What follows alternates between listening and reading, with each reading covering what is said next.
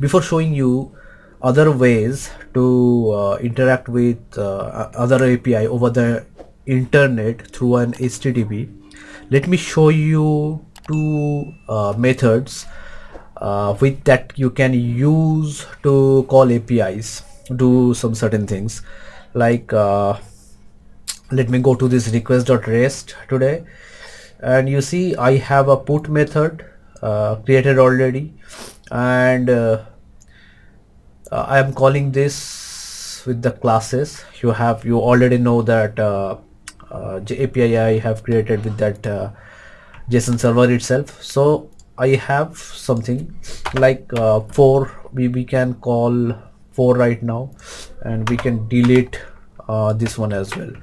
So I am going to call this API with the entry 4. So let us see what is at the JSON. तो 4 number ID में कौन है, हिंदी है अभी, है ना। तो हम क्या कर रहे हैं, इसको हम चेंज कर रहे हैं, करना चाहते हैं इंग्लिश से, ठीक है ना। तो ये क्या काम करेगा, तो देखते हैं। अगर इसको क्लिक करते हैं, सेंड रिक्वेस्ट को अगर क्लिक करते हैं तो ये होना चाहिए, है ना।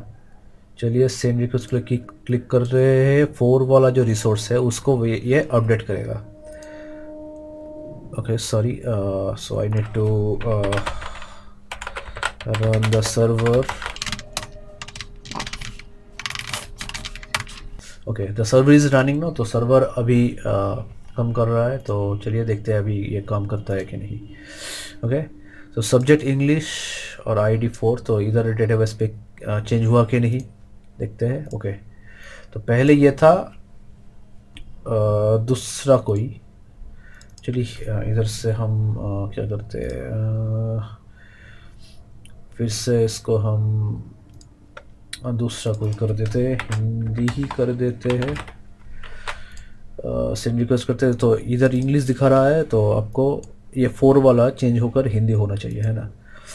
तभी ये हिंदी हो गया। तो आप देखिए इधर भी डेटा हिंदी है।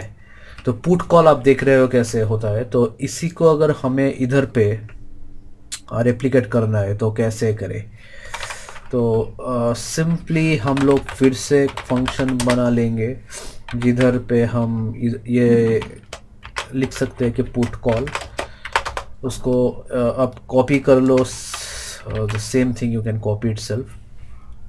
और आप क्या कर सकते हो कि आप ये जो रिक्वेस्ट वाला है अभी हमारे पास हिंदी है, तो आप इसको चेंज कर दो। कैसे, तो आप इसको सोचिए कि हमें इंग्लिश से अपडेट करना है, तो हम इंग्लिश कर देते हैं, इसको रहने दो। इंग्लिश वाला जो है ये कौन सा है, रिसोर्स 4 है ना। तो ये 4th वाला रिसोर्स है, तो हम इधर 4 लिख सकते हैं। हम इसको भेज सकते हैं थ्रू एन आर्गुमेंट। तो हम कैसे आर्गुमेंट को थ्रो पुश मतलब भेजेंगे, इधर हम ये अर्जी इसको दे रहे हैं। ओके और इधर हम लिख रहे हैं कि भर आईडी इक्वल टू कौन सा होगा, 4 है ना। तो हम इसको 4 दे रहे हैं अभी, और इसको हम फंक्शन कॉल करेंगे, और इसको हम अभी स्ट्रिंग लिटरल दे रहे हैं इसको। तो स्ट्रिंग लिटरल में ये कैसे क्या होगा, फिर इसको हम डॉलर देंगे, ऐसे करके ARG डाल रहे हैं, ठीक है। तो अभी हम अगर फंक्शन जब कॉल करेंगे, सोचिए कि ये वाला कॉपी करते हैं, ये वाला कॉपी करते हैं, ये वाला इधर रखते हैं, और पोस्ट पुट कॉल फंक्शन इधर डालते हैं। पहले तो देखते हैं इधर से हम वैल्यू भेज सकते हैं कि नहीं, ठीक है। तो अगर ये हम भेज सकते हैं इसके थ्रू, और ये अगर एक्सेप्ट कर लेते हैं, तो हमारा काम आसान हो जाएगा। तो हमें ये वाला नहीं करना है ना। तो चलिए देखते हैं। अच्छा बटन हमने कर दिए, तो इधर एक पुट कॉल पुट रिक्वेस्ट डाल रहे हैं, इसमें एक हम इसको चेंज कर लेते हैं, इन्फो नाम दे देते हैं इसको अभी, ठीक है। तो देखते हैं काम करता है कि नहीं, नेटवर्क टैब में देखते हैं काम क्या होता है कि नहीं। पुट रिक्वेस्ट डाल दिए, लेकिन एक एरर आ रहा है कंसोल में, देखते हैं। क्लास 4 404 नॉट फाउंड, क्यों फाउंड नहीं हो रहा है? डेटा है ना, डेटा काम नहीं कर रहा है, ये वाला डेटा डेटा डेटा काम नहीं क्यों कर रहा है सब। तो क्या हो रहा है इसमें? पुट रिक्वेस्ट हम डाल रहे हैं तो अच्छा, इधर ये मेथड चेंज नहीं हुआ। अच्छा, तो पुट डाल देते हैं इसमें, और अभी देखते हैं काम करता है कि नहीं। पुट रिक्वेस्ट अभी होना चाहिए, है ना। तो इधर पे हम एपीआई इंग्लिश डाल रहे हैं, सब्जेक्ट में सब्जेक्ट इंग्लिश हो रहा है। फिर से चेंज करके देखते हैं, इंग्लिश से अभी हम केमिस्ट्री डाल दे के देखते हैं, केमिस्ट्री, ओके। क्यों क्या हो रहा है इधर से हम ये जो फंक्शन है, इस फंक्शन के जो आर्गुमेंट है, ये इधर से ही हम 4 भेज रहे हैं, तो 4 ये आर्गुमेंट एक्सेप्ट करेगा करके इधर पे हम जैसे हम स्ट्रिंग लिटरल यूज़ कर रहे हैं, तो ऐसे स्ट्रिंग लिटरल के अंदर ऐसे हम वेरिएबल डाल सकते हैं, आपको मैंने पहले ही दिखाया है। और ये जो डेटा है, डेटा को हम अभी भेजेंगे इधर से स्ट्रिंग, जैसे स्ट्रिंगिफाई करके, क्यों स्ट्रिंगिफाई हो करना चाह रहे हैं हम, वो भी मैंने दिखा दिया। तो मेथड भी चेंज कर लिए, अभी सिर्फ वो कॉल करनी है ना। तो चलिए कॉल करके देखते हैं अभी केमिस्ट्री होता है कि नहीं। ये वाला इंग्लिश है, अभी पुट रिक्वेस्ट डाल रहे हैं, कॉल नहीं हुआ शायद। पुट रिक्वेस्ट, ओके, केमिस्ट्री हो गया। तो आप ऐसे पुट रिक्वेस्ट के थ्रू आप डेटाबेस में कोई वैल्यू एडिट कर सकते हो, ओके। तो चलिए डिलीट देख लेते हैं एक बार। तो डिलीट में क्या होगा, इधर देखिए एक ही चीज़ है कि आप मेरा मेथड जो होगा वो डिलीट होगा, और बाकी सब सेम होगा, है ना। तो इसके लिए हम क्या करेंगे, इसको छोड़ दिए, इसका कोई ज़रूरत नहीं है अभी। तो चलिए इसको ही हम कॉपी कर लेते हैं, डिलीट कॉल, या फिर ये इसको आप लोगों के लिए छोड़ दिया जाए। तो आप इसको खुद करके देखिए क्या आप कर सकते हो, हम इधर पे छोड़ दे रहे हैं अभी। So you can try it out. So it is exactly the same the way I have done the put call. So delete would be the same for you. So you just do the same on your system. I'm going to create a GitHub repository for it, and I'm going to upload all these codes into that GitHub repository so that you can fetch these codes and you can practice it on your own system. That I would do later. And so I have shown you how you can call how you can do this, all this method, how you can use all these methods like delete, put, post and get.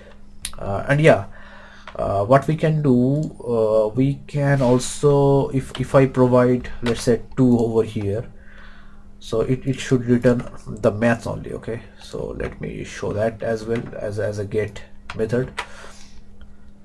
So if we click get request, if we click get request, then you can see we are going to get this maths, the result of this object only.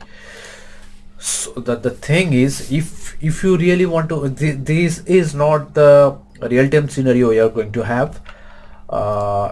In real time, there would be a form in front of you. Here would be a form like something where you are going to input some items, some values, and that is going to send at the back end. So I have already shown you how you can do that JavaScript tutorial on that CRUD operation, web app. Yeah, this one only.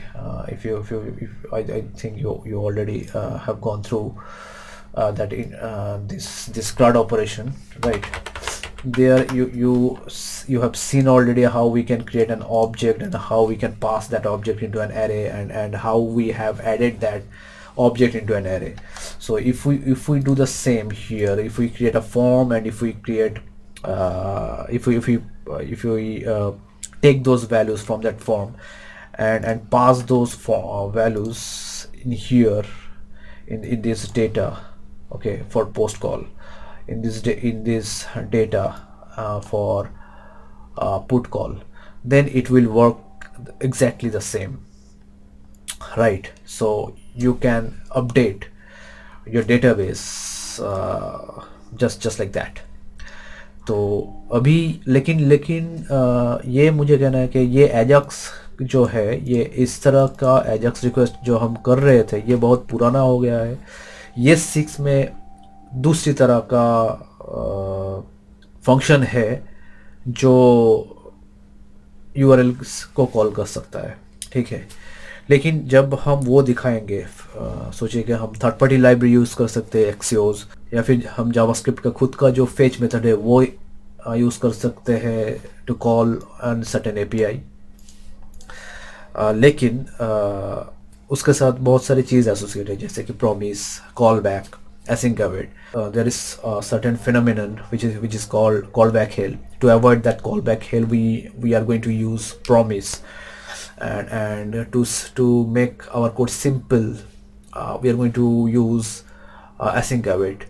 So these are some ways we can apply in our web application in order to do some async operations. And जब हम ये call कर रहे हैं, ये API call कर रहे हैं, ये async ऑपरेशन है, क्योंकि ये एक इसके लिए थ्रेड नहीं है, लेकिन ये अलग सा ये कॉल होने के लिए थोड़ा बहुत टाइम लग सकता है। ये हमारे लोकल सर्वर में है, इसलिए इसमें टाइम नहीं लग रहा है, लेकिन अगर ये होस्टेड सर्वर में रहता तो इसमें थोड़ा बहुत टाइम लग सकता था नेटवर्क कनेक्टिविटी के लिए। तो उसको उन सारी चीज़ों को रिजॉल्व करने के लिए हमारे पास बहुत सारे मेथड्स है। तो हम एक 1 by 1 उस सारे मेथड्स में जाएंगे इस वीडियो के बाद। तो I hope you understood this each and every HTTP method whatever I have shown you already. अगर आपको फिर भी कोई डाउट है तो please write that in the comment box. I will be very happy to answer all those questions you would ask. और अगर आपको ये वीडियो अच्छा लगा है तो please hit the like button, and if you haven't subscribe my channel yet so please subscribe my channel. So this is it. So I will see you in my next video. Until then, keep practicing.